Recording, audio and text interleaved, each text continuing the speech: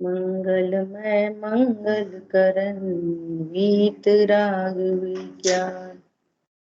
नमोता ही जाते भय अरहंतादि महान।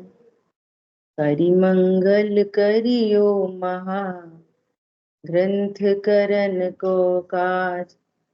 जाते मिले समाज सब पावे निज पद राज। नमो अरहंताणं नमो सिद्धाणं नमो आयर्याणं नमो वज्रायाणं नमो लोये सवसाहुणम्।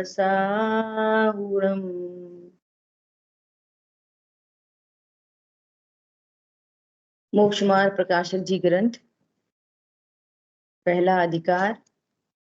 और इस अधिकार के अंतर्गत अपना विषय चल रहा है श्रोता का स्वरूप। श्रोता के स्वरूप में सबसे पहली कुछ बात बताई। भली होनार है जिन जीवों की वे ऐसा विचार करते हैं कि मैं कौन हूं, मेरा क्या स्वरूप है, ये जो परिणाम हो रहे हैं इनका क्या फल होगा, मैं वर्तमान में दुखी हूं। सुखी करने का जो उपाय गुरु बता रहे हैं उसका उद्यम करना चाहिए। ये तो नवीन श्रोता का स्वरूप है, ऐसा है ना। फिर कह रहे हैं वो श्रोता भी कैसा हो, जैन धर्म का गाढ़ श्रद्धानी हो। श्रोता भी कैसे चाहिए, जैन धर्म का गाढ़ श्रद्धानी। फिर निश्चय व्यवहार का ज्ञाता होना चाहिए, निश्चय व्यवहार के स्वरूप को समझता हो, है ना। उनके अर्थ को सुनकर निश्चय जानकर अवधारण करते हैं। देखो स्टार्टिंग में ही बात कह रहे हैं बिल्कुल। श्रोता किसे कहना है, सुनने बैठता है वो नहीं, जो सुना जा रहा है उसका अवधारण हो,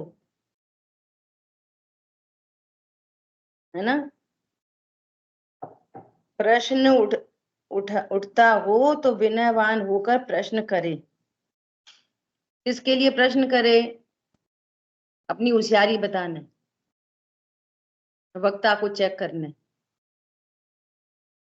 नहीं, वस्तु स्वरूप का निर्णय करने।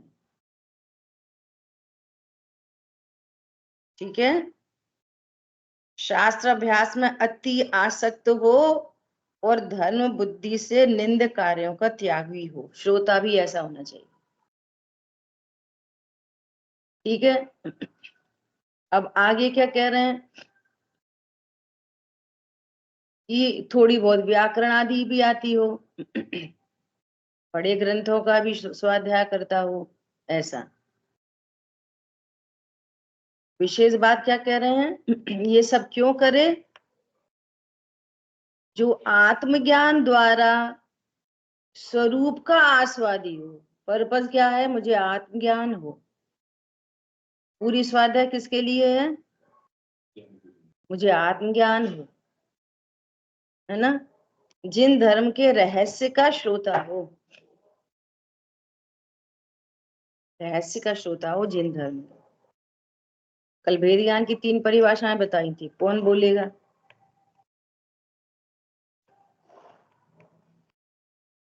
शांतनु जी बोलिए। वस्तु स्वरूप का ज्ञान, रहस्य का विशेष ज्ञान, और जिस ज्ञान में ऐसा निर्णय है कि मैं आत्मा हूँ, वो भेद है। आत्मा हूं मैं, थोड़ा सा और करेक्शन, मैं शुद्ध आत्मा हूं। शुद्ध न की विषयभूत वस्तु, प्रमाण की आत्मा नहीं। मैं कौन हूं, मैं शुद्ध आत्मा। ऐसा कौन बोलेगा, दीपक भैया। 。 . 。 . । 。 . 。 . . . 。 . 。 . . 。 . 。 . 。 . 。 . 。 . 。 . 。 . 。 . . 。 . 。 . 。 . 。 . 。 . 。 . 。 . 。 . 。 . 。 . 。 . 。 .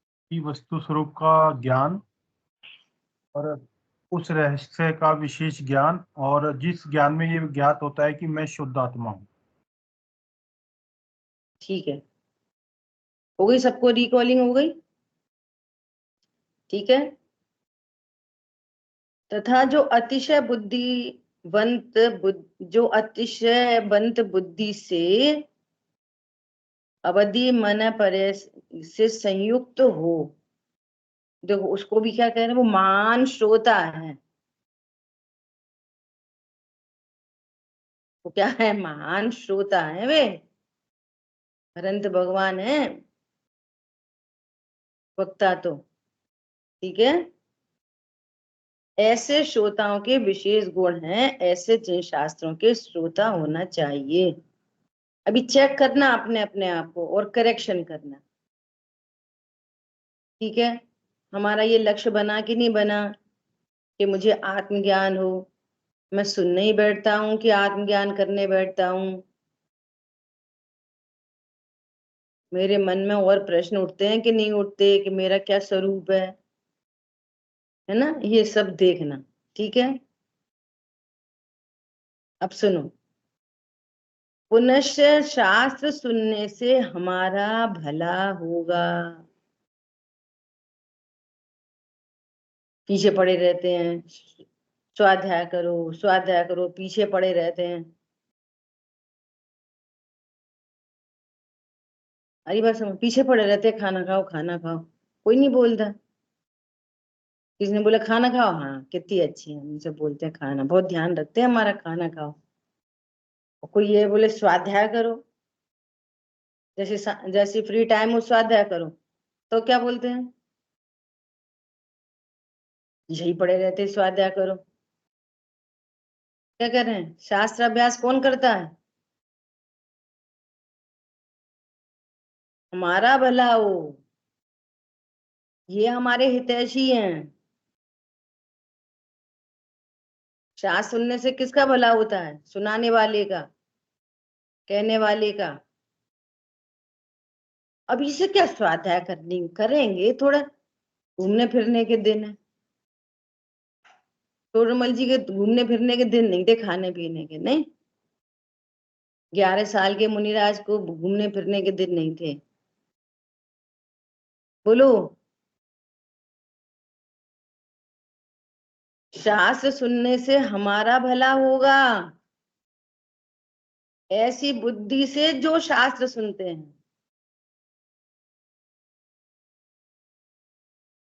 तो कितनी गजब की बात है।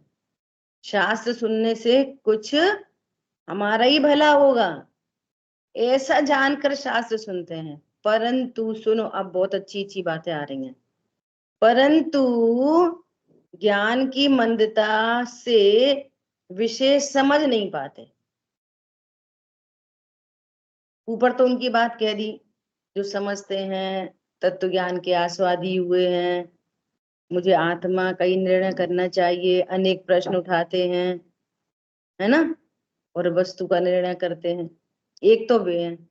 अब दूसरा क्या कह रहे हैं कि वो ये तो समझता है कि इस शास्त्र सुनने से मेरा भला होगा। क्या भला होगा? जब वेद ज्ञान होगा, मुझे यही पता चलेगा मैं कौन हूं। मैं तो भ्रम से समझ रहा हूं कि मैं शरीर हूं, तो कुछ मेरा भला होगा, है ना। परंतु ज्ञान की मंदता से कुछ बहुत समझ नहीं पाते, है ना। तो उनको पुण्य बंद होता है, लेकिन विशेष कार्य की सिद्धि नहीं होती। क्या कहा? तत्व ज्ञान नहीं कर पाते, बुद्धि इतनी अलर्ट नहीं है कि भेद ज्ञान कर पाए, लेकिन ये समझते हैं कि शास्त्र सुनने से कुछ हमारा भला हो। ठीक है, तो क्या होएगा? उनको पुण्य बंद होगा, लेकिन विशेष कार्य की सिद्धि नहीं होगी, जिस जिस सिद्धि के लिए हम यहाँ पे आए हैं। आई बात ख्याल में?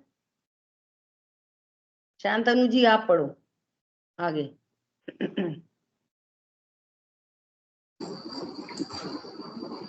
तथा जो कुल प्रवृत्ति से अथवा पद्धति बुद्धि से अथवा सहज योग बनने से शास्त्र सुनते हैं, अथवा सुनते तो हैं परंतु कुछ अवधारण नहीं करते, उनके परिणाम अनुसार कदाचित पुण्य बंध होता है, कदाचित पाप बंध होता है।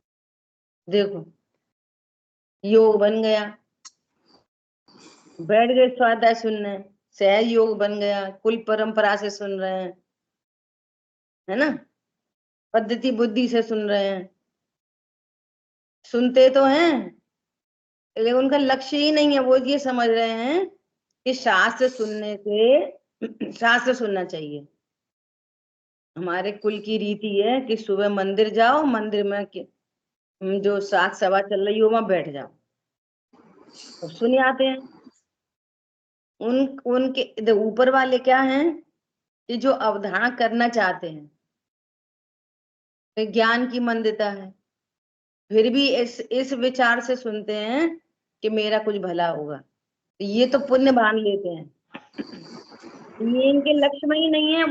इनको ये पता है कि मुझे तो शास्त्र सुनना चाहिए,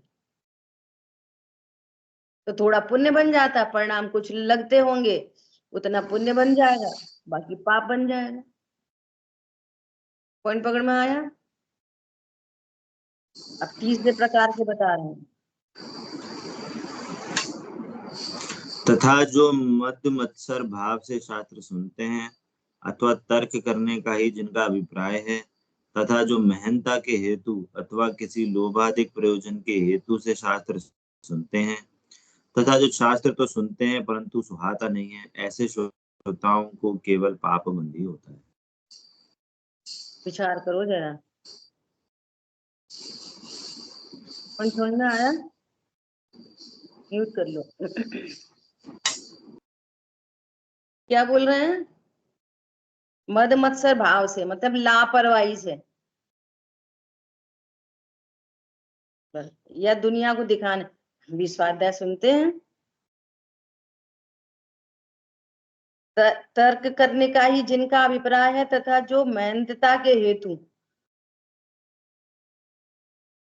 हम भी मुमुक्षु हैं, निर्णय कुछ नहीं करना, या लापरवाही से सुनते, या लोभाधिक के प्रयोजन हेतु। लोभ क्या हो सकता है, सब हमें जानेंगे, हम भी मुमुक्षु हैं,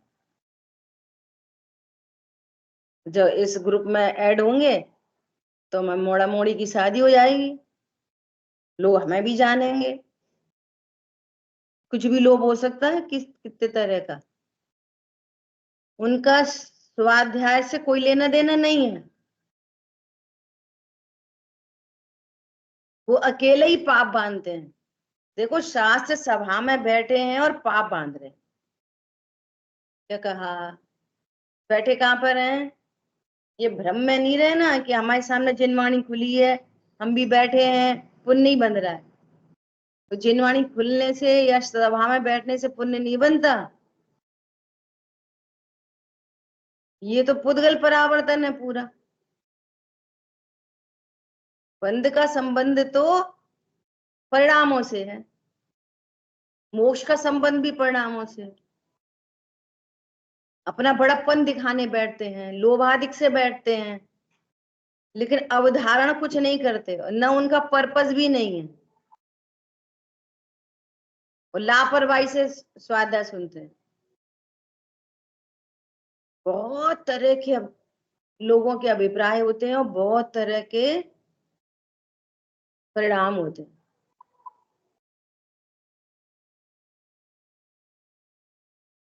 जैसे मैं कुछ कहना चाहती हूँ, जैसे ऐसा प्रत्यक्ष देखा गया है कि उन्हीं विद्वान की पीछे तो बुराई करें, वैसे हैं, वैसे हैं, वैसे हैं, वैसे हैं, और उन्हीं की सभा में स्वाध्याय सुनने जाए। या अगर कोई दूर रहते हो ना, तो दूर में भी उनसे मिलने जाए, दूर भी मिलने जाए। भाई क्यों मिलने जा रहे तुम? बस हम इस ग्रुप के हैं, बस ये सबको पता चल ही रही, पंडित जी को पता चलेगी हम भी तुम्हारे ही हैं। पीछे ऐसा करना चाहिए, वैसा नहीं करना चाहिए, वो होना चाहिए, वो होना चाहिए। एकांत पाप बनता है, एकांत पाप।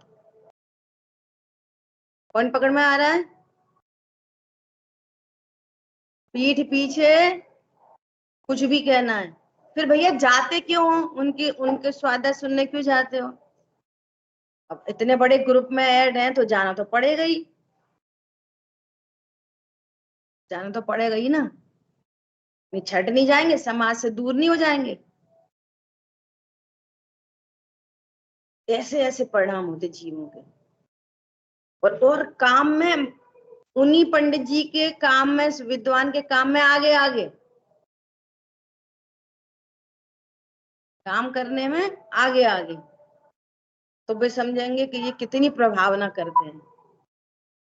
धनादि भी खर्च करें, अपनी मेहनतता के लिए धनादि भी खर्च करें। समझ में आ रही है? तन मन धन तीनों लगाए अपनी मेहनतता के लिए, और मद मत्सर भाव बने रहे, लापरवाही बनी रहे, तत्व ज्ञान करे नहीं, निर्णयात्मक बात हो नहीं कुछ भी। तो किसके मेहनतता के लिए? हम भी कुछ हैं, आई एम समथिंग। विचार करो क्या कह रहे हैं। अकेला पाप ही बांधते हैं।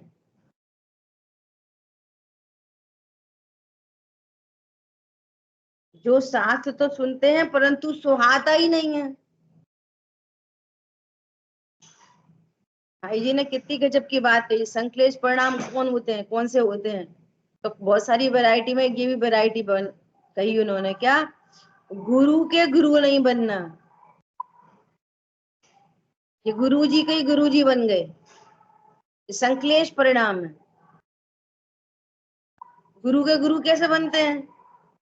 गुरु को सिखाने लगे। नहीं साहब, आपको है ना ऐसे नहीं कहना चाहिए। समझ में आ रही है बात? ये संश्लेष परिणाम है। तीव्र बंद होगा इससे, घाती है घाती दोनों का। दूसरी साइड में तन मन धन खर्च कर रहे हैं उनके ऊपर, और बने बैठे हैं गुरु के गुरु, और वो जो कह रहे हैं वो सुहाती नहीं है बात। विस्तार तो बहुत हो सकता है, समझना ठीक है। ऐसे श्रोताओं का स्वरूप जानना, इसी प्रकार यथासंभव सीखना सिखाना आदि जिनके पाया जाए उनका भी स्वरूप जाने। तो वो कैसी गजब की बात है कि जो बात सीखनी है अपने को, कोई दूसरों को सिखा दे और खुद नहीं सीखे।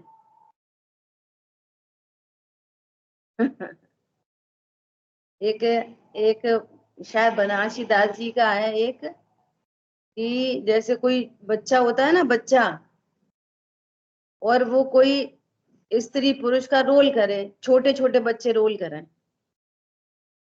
है ना, तो ऐसा रोल करें कि उसको देख कर जो सभा है वो कामासक्त हो जाए। उन्हें पता ही नहीं कि हम ये क्या डायलॉग बोल रहे हैं, इसका क्या भाव है।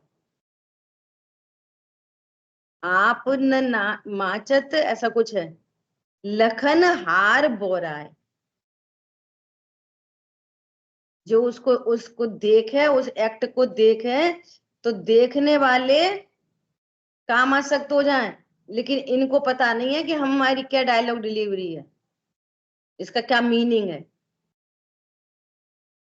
ऐसे कोई वक्ता या श्रोता दूसरों को तो समझा दे और क्या वो सम्यक दृष्टि हो जाए, लेकिन खुद को उसका भावन पक्ष नहीं पता। औरों को सिखाए, क्या सिखाए कि देखो भैया, अपनी जितनी भी तुम्हारी इनकम है उसमें से इतना % दान देना चाहिए, और अपनी दान की बारी आए तो अरे ठीक है माँ, बहुत है यहाँ, बहुत है, अब नहीं जी, ये नहीं, वो नहीं, तो नहीं।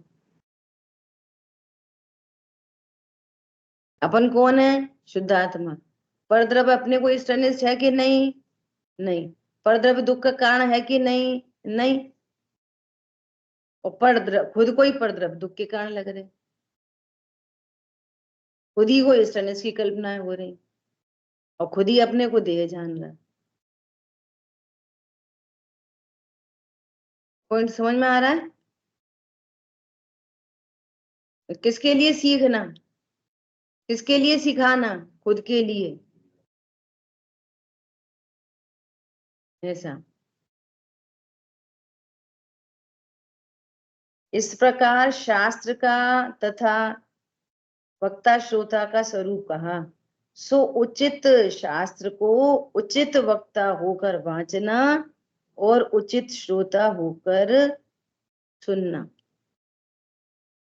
योग्य है। उचित वक्ता उचित श्रोता, कौन से हैं उचित वक्ता उचित श्रोता? एक एक एक सेंटेंस में आंसर बोलो। उचित वक्ता श्रोता कौन है? बोलो।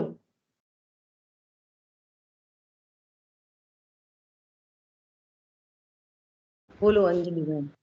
जी, जो वस्तु स्वरूप को समझकर आत्मज्ञान के लिए शास्त्र वाचन करते। बस एक ही पर्पज है, अपने लक्ष्य के लिए, आत्मज्ञान के लिए, तत्व ज्ञान के लिए ही सुने और तत्व ज्ञान के लिए ही सुनाए। श्रोताओं के तत्व ज्ञान के लिए नहीं, अपने तत्व ज्ञान के लिए। ऐसा निरूपण होना चाहिए, ऐसा निरूपण होना चाहिए, श्रोताओं को ये समझ में आना चाहिए, ऐसा निरूपण होना चाहिए। होना तो चाहिए, पर वो निरूपण पूरा अपने लिए, अपने लक्ष्य से ही पढ़े, अपने ही लक्ष्य से पढ़ा है। क्या बोला? पढ़ाने कैसे बैठे? अपने ही लक्ष्य से। ये जितनी भी चीजें पढ़ रहे हैं ना, सबसे पहले कौन सुन रहा है? अपना ज्ञान। तो सबसे पहले ये वाली बात किसके लिए है? मेरे लिए। चाहे वो वक्ता हो चाहे श्रोता हो, सीखना सिखाना सब काय के लिए? तत्व ज्ञान के लिए। इतनी इंपॉर्टेंट बात है। दूसरों को सिखाए और खुद नहीं सीखे। बोलो। सबको खाना खिला दे और खुद भूखा रहे, कितना समझदार कहलाएगा? सुबह से लगे 10-20 लोगों का भोजन बनाए और सबको बहुत प्रेम से आप भी खाओ, आप भी खाओ, आप भी खाओ, आप भी खाओ, और खुद भूखी रह जाए और 2 बजे तक आके चक्कर खा के गिर पड़े। कितना समझदार कहेंगे? बोलो। समझ में आ रही है बात? ये पूरी चर्चा किसके लिए? अपने लिए। पंडित साहब कहते हैं स्वाध्याय करो अपने लिए। हम अकेले पढ़ रहे, अपने अकेले पढ़ रहे। एक और आके बैठ गया कोई स्वाध्याय का लोभी, तत्व ज्ञान का लोभी, कोई बगल में, तो थोड़ा जोर जोर से पढ़ने लग गए। पढ़ तो अपने लिए ही रहे। फिर 3-4 लोग और आके बैठ गए तो थोड़ी और तेज पढ़ने लग गए। 10-20 आ गए तो माइक लग गया। कितना जोर से बोलेंगे तो माइक लग गया। लेकिन माइक लग गया, पढ़ किसके लिए रहे? अपने लिए। सभा थोड़ी और बड़ी हो गई तो उस पे तखत पे बैठ गए, ऊंचे बैठ गए, सबको दिखाई दे। लेकिन हर केस में स्वाध्याय किसके लिए हो रही? अपने लिए। स्टार्टिंग कहाँ से हुई? अपने से। और बहुत बड़ी सभा लग गई तो भी अपने लिए। वो गाथा टीका अपने लिए, अपने निर्णय करने के लिए। कोई सुने तो सुन ले।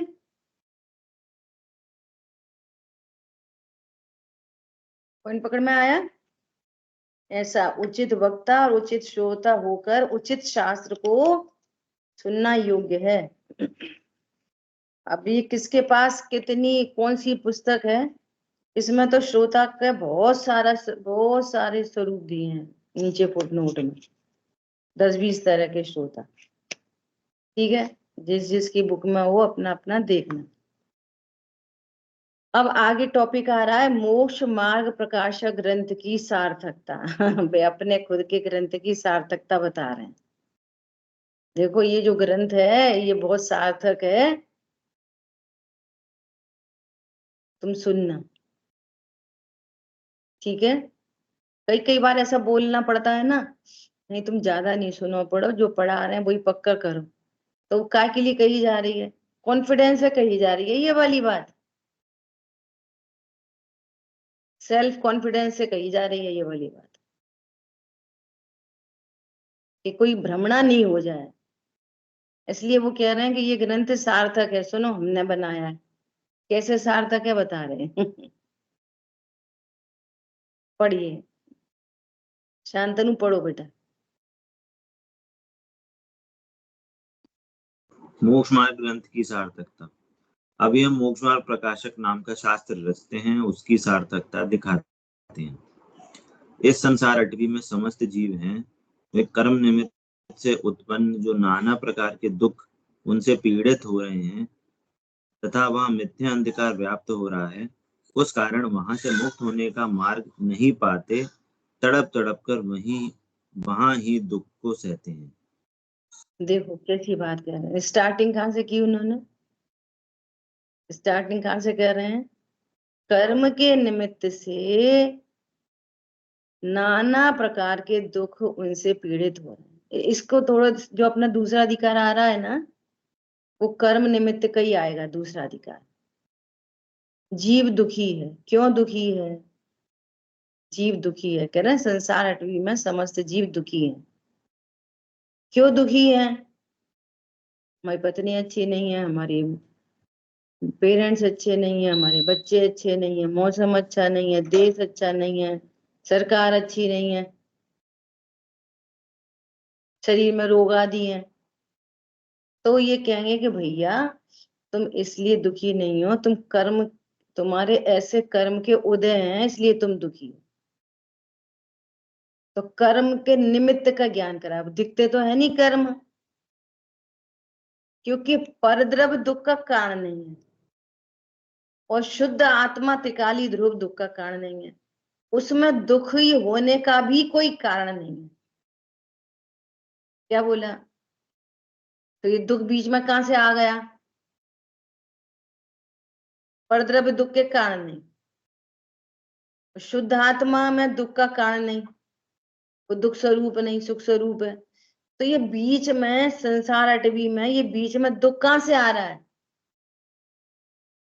तो कहेंगे कि अनादि से तूने स्वरूप को नहीं जाना है, तो कर्म बंधन हो रखा है, तो उस कर्म के उदयों का दुख है। तो ये कहां से बताई? निमित्त की ओर से। गुरुदेव श्री की शैली को अपनाएंगे तो निमित्त से दुखी है, निमित्त दुखी नहीं कराते। कर्म दुखी नहीं कराता किसी को। क्यों नहीं करा सकता? कर्म किसी जीव को दुखी क्यों नहीं करा सकता? बोलो, क्यों नहीं करा सकता? कर्म जीव को दुखी क्यों नहीं करा सकता? जी वो तो उद्गल परमाणु है, वो अजीब जीव को कैसे दुखी करा सकते हैं? और अच्छा आंसर। एक द्रव्य दूसरे द्रव्य का कुछ नहीं कर सकता। भाव है, एक द्रव्य दूसरे द्रव्य में अत्यंत भाव है और एक द्रव्य अत्यंत भाव। ये सही है, अत्यंत भाव है। वज्र की दीवार है, ये जो शब्द है ना ये बहुत महत्वपूर्ण है। वज्र की दीवार, इधर से उधर कुछ ट्रांसफर नहीं हो सकता। ये बहुत अपीलिंग शब्द है ये। क्या? वज्र की दीवार, अत्यंत भाव है। ठीक है, वो पुद्गल है तो बना रहे पुद्गल, सुखी दुखी तो वही करता है ना। नहीं, तेरे में और पुद्गल में के बीच है वज्र की दीवार है, अत्यंत भाव है, इसलिए भी दुखी नहीं कर सकते। तो एक बात फिर ये कह रहा है कर्म के निमित्त से दुखी है, तो क्या बोलना है? डायरेक्ट निमित्त का ज्ञान करा रहे हैं, क्योंकि तेरे में तो दुख का कोई कारण है नहीं और परद्रव्य तुझे दुखी कर सकते हैं। तो निमित्त कौन है? कर्म का उदय। ठीक है। अब उपादान की बात कह दी, क्या कह दी, वहां मिथ्या अंधकार व्याप्त हो रहा है, ये उपादान। तेरी परिणति में मिथ्या अहंकार अंधकार व्याप्त हो रहा है, उस कारण वहां से मुक्त होने का मार्ग नहीं पाते। इधर कर्मों का उदय है, इधर जीव की परिणति में अज्ञान मूढ़ राग द्वेष है ना, उस कारण मुक्त होने का कोई मार्ग नहीं पाते, वो तड़प तड़प कर वहां ही दुख को सहते रहते। अब तुम अपन अगर मनुष्य गति के जीव से बात की एंगल से बात करो कि तड़प तड़प कर दुख क्यों सहते हैं, हैबिटी हो गई है उस दुख में रहने की। क्या कहा,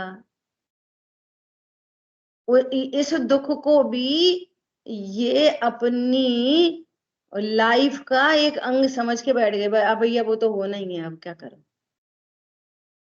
पत्नी बच्चे दुकान मकान है सब है तो उनका ध्यान तो रखना ही पड़ेगा, और अब ऐसे सब हर समय एक जैसा तो नहीं रहता, तो अब वो दुख दुख रहने की क्या हो गई, दुखी रहने की आदत हो गई, और वो भी उनकी लाइफ का क्या बन गया, पार्ट।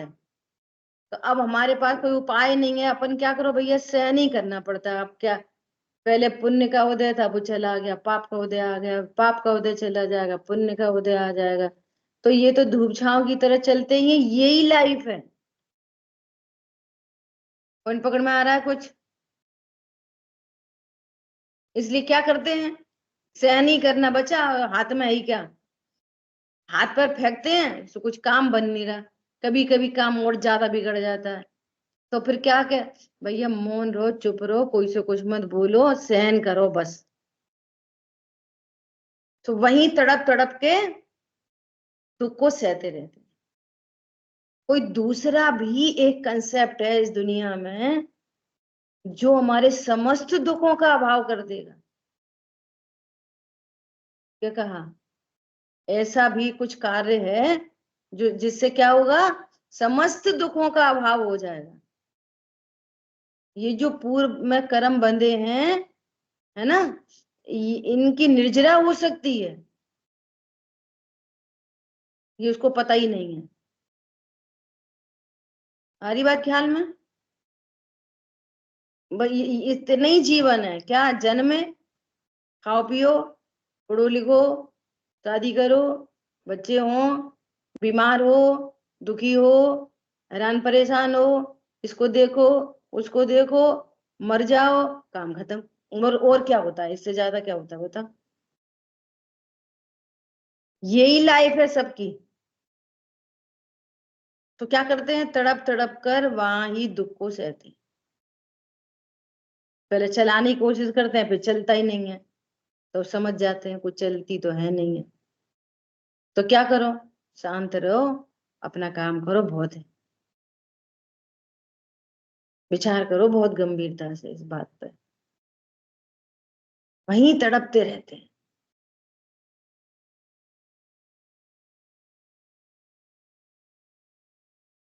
जिन जिन पेरेंट्स ने बचपन से ही बच्चे को संस्कार नहीं दिए, उनकी स्थिति तो बहुत ही खराब है, बहुत ही खराब है।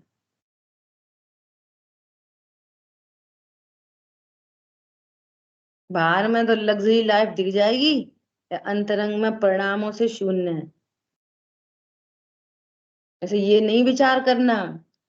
अभी भाई जी पता क्या कह रहे थे, बच्चा 5 साल का हो, 5 साल का बच्चा होने से ही स्वाध्याय के संस्कार डाल दो, बैठो बच्चे के साथ में, माता पिता दोनों बैठो बच्चे के साथ में, भले 10 मिनट करो, भले उसको चौकी भी लगाना, जिनवाणी विराजमान करना सिखाओ, बैठो 5 मिनट पढ़ो, 10 मिनट पढ़ो, पढ़ना सिखाओ, स्वाध्याय करना सिखाओ 5 साल से। क्योंकि 24 घंटे है ना जो दूसरे घंटे हैं, वे तो सब हुआ हुआ के घंटे हैं, वो उसकी क्वांटिटी ज्यादा है और ये बहुत थोड़ी है। फिर करत करत अभ्यास है, उसको संस्कार डाल दोगे ना, कुछ कुछ ज्ञान कराओगे, जीवत्व का ज्ञान कराओगे, तो कुछ बात बनेगी, तब उसके ज्ञान में दया के परिणाम होंगे, नहीं तो नहीं होंगे। बहुत क्रूरता है, गिरता हुआ काल है। ठीक है, ऐसे जीवों का भला होने के कारणभूत तीर्थंकर केवली भगवान रूपी सूर्य का उदय हुआ है। ओहो, जो दुखी हो रहे हैं, दुख को सह रहे हैं, तड़प तड़प कर दुखी होते हैं, ऐसे जीवों के लिए तीर्थंकर केवली भगवान रूपी सूर्य का उदय हुआ। भविभागन बच जोगे बचा, उनकी दिव्य ध्वनि रूपी किरणों द्वारा वहां से मुक्त होने का मार्ग प्रकाशित किया। मोक्ष मार्ग प्रकाशक मतलब सुखी होने के मार्ग को प्रकाश करने वाला, रत्नत्र प्रकट हो ऐसे प्रकाश को करने वाला। तो मोक्ष मार्ग प्रकाशक कौन है? दिव्य ध्वनि। ये है कार्य की तरफ से, और कारण की तरफ से तत्व प्रकाशक,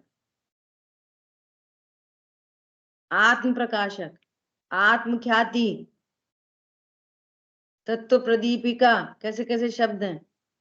आत्मानुशासन, तत्वानुशासन, ग्रंथों के नाम देखो कितने गजब गजब के हैं। समय सार, नियम सार। ठीक है, दिव्य ध्वनि रूपी किरणों द्वारा वहां से मुक्त होने का मार्ग प्रकाशित किया। जिस प्रकार सूर्य को ऐसी इच्छा नहीं है कि मैं मार्ग प्रकाशित करूं, परंतु सहज ही उसकी किरणें फैलती हैं। बोलो, सूर्य को ऐसी इच्छा है कि तुम सब लोग उठो जल्दी सुबह, चलो भैया रोटी बनाओ, नहाओ धो, मंदिर जाओ, कुछ इच्छा है? चलो कमल खिल जाओ, फूल खिल जाओ, अब मार्ग प्रकाशित कर दिया उस पर चलो, ऐसा कुछ सूर्य को इच्छा है? कुछ भी नहीं। ऐसे ही उनके द्वारा मार्ग का प्रकाशन होता है, उसी प्रकार केवली वीतराग हैं।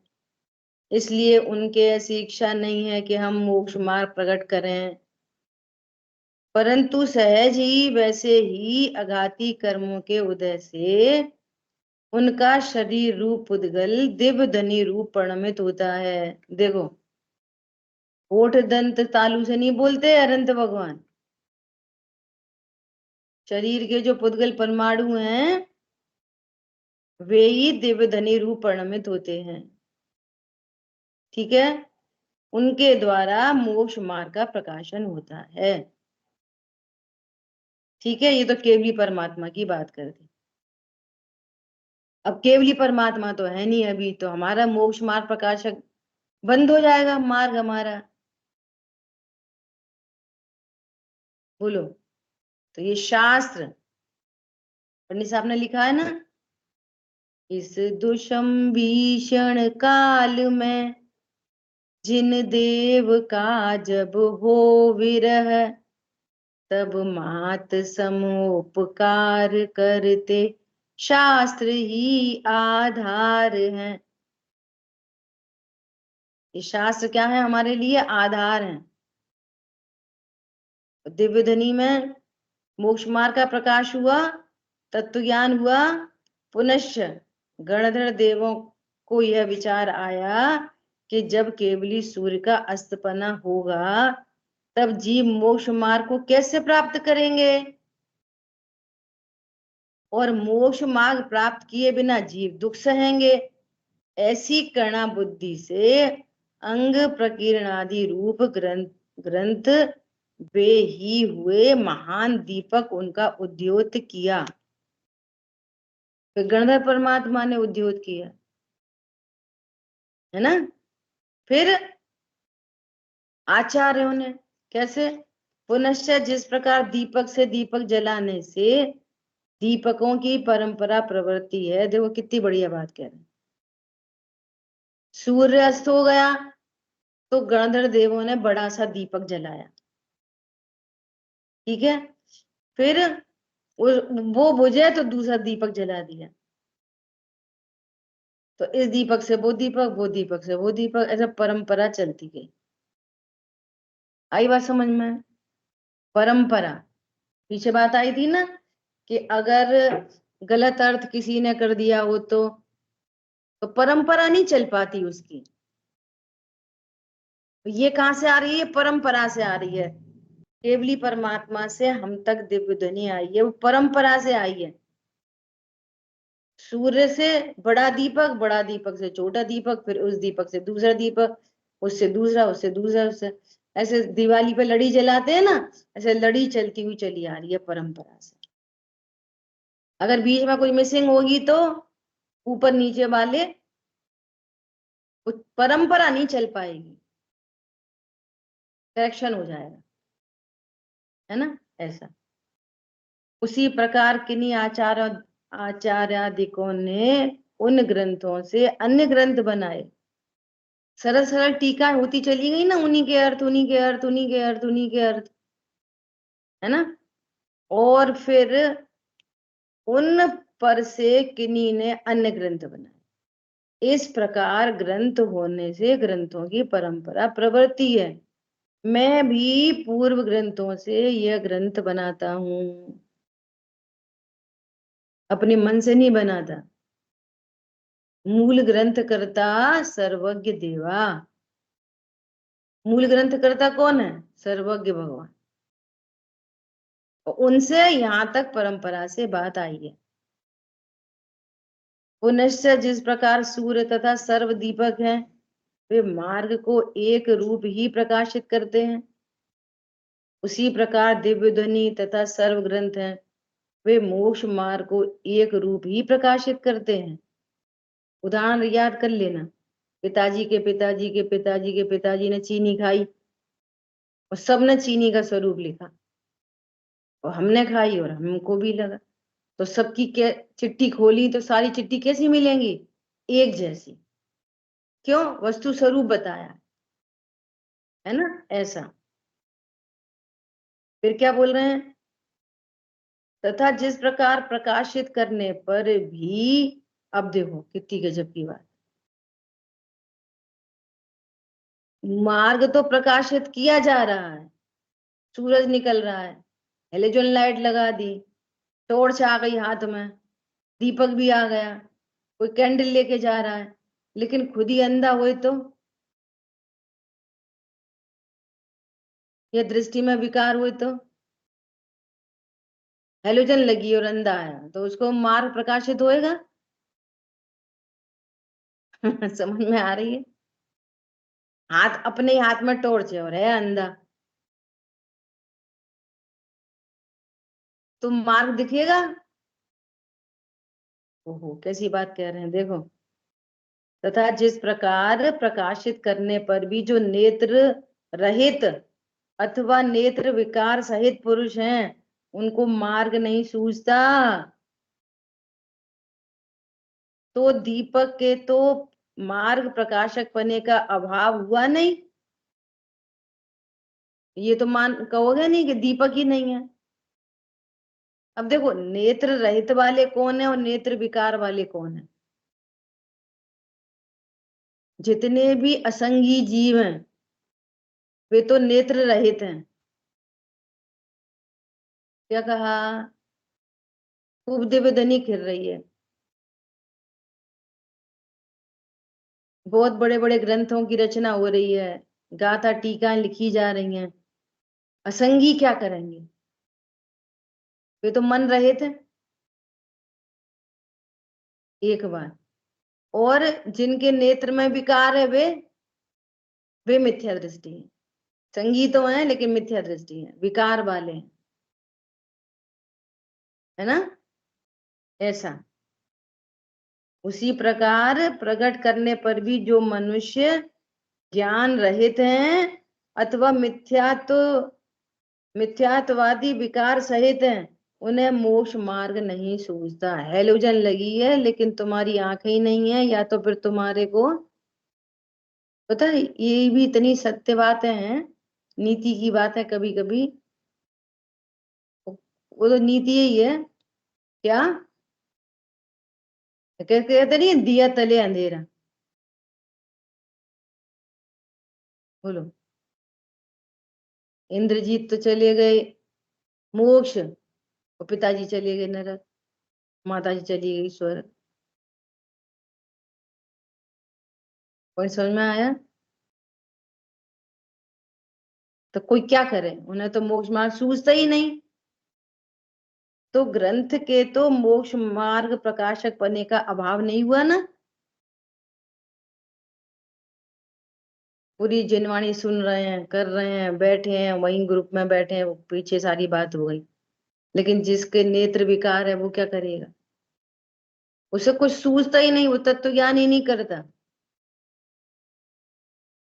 है ना। ऐसी यहाँ पर बात कह रहे हैं।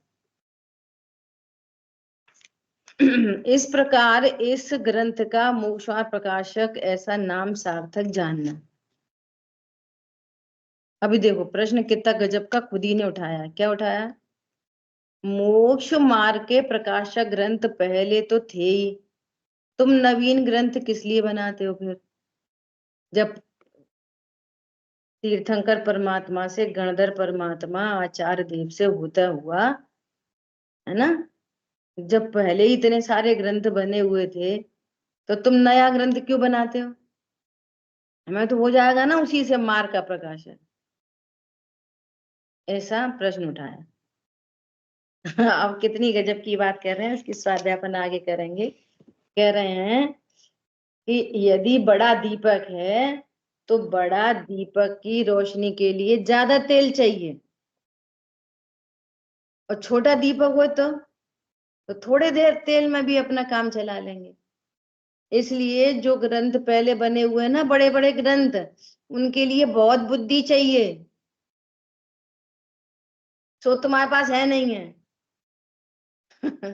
तो हम मंद बुद्धियों के लिए, जो थोड़ी बुद्धि से ही काम चल जाए, इसलिए हम ये ग्रंथ बना रहे हैं तुम्हारे लिए। समझ में आ रही है बात? कहाँ गाथा, टीका, प्राकृत, संस्कृत, फिर व्याकरण, है ना, तुम उनके अर्थ समझ नहीं पाओगे। इसलिए हम सरल भाषा में, एकदम ढूंढारी भाषा में, बोलचाल की देश भाषा में ये ग्रंथ बना रहे हैं। अगर तुम्हारे पास इतनी बुद्धि नहीं है, तुम्हें व्याकरण का ज्ञान नहीं है, प्राकृत संस्कृत नहीं आती, तो तुम इससे भी अपना काम चला लो। इत्तू से तेल से थोड़ी देर के लिए जल जाएगी बत्ती। ऐसे इसलिए हमने ये ग्रंथ तुम्हारे लिए बनाया। समझ में आई बात? आगे स्वाध्याय कल करेंगे। जिनवाणी के ज्ञान से सूझे लोकालोक, तो वाणी मस्तक नमो दे तुम दो। बोली द्वाशांग मई जिनवाणी माता की जय। जय जिनेन्द्र सभी।